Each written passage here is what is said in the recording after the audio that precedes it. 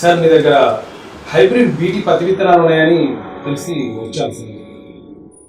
ఎన్ని ఎకరాలు ఉంది సార్ 2.5 ఎకరాలు ఉంది సార్.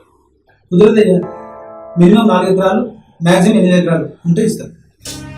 సార్ మాలాంటి చిన్న రైతులకు ఇస్తేనే కొంతవరకైనా పంట పండించి బ్రతకగలుగుతాం సార్.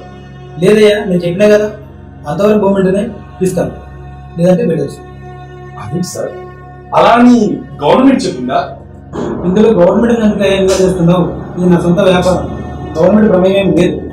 అది కాదు సార్, ఎక్కువ భూములు ఉన్న భూస్వాములకి కాదు, మాలాంటి చిన్న రైతులకు కూడా సాయం చేస్తేనే అందరూ లబ్ధి పొందేది సార్. ఏంది భయ్యా, నువ్వు చెప్పినట్టు ఇన్వర్ట్ అయింది. లేదు సార్, మాలాంటి 2.5 ఎకరాలు ఉన్న చిన్న రైతులకు నాణ్యమైన విత్తనాలు దొరక్క నాసిరకం విత్తనాలతో ఎరువులు ఎక్కువగా వాడి భూమిలో పోషకాలు నశించి దిగుబడులు రాక అప్పులు తీరక ఆత్మహత్య చేసుకుంటున్నారు సార్. వలస కూలీలుగా మారిపోతున్నారు సార్. చస్తే చేస్తారయ్యా, ఇట్లనే జనాభా తగ్గుతుంది. నోర్మై, ఏం మాట్లాడుతున్నావురా? రైతులంటే అంత చులకనే నీకు? ఎవరితో మాట్లాడుతుంది తెలుసా? తెలుసు, ఒక బ్రోకర్ గారితో మాట్లాడుతున్నానని తెలుసు.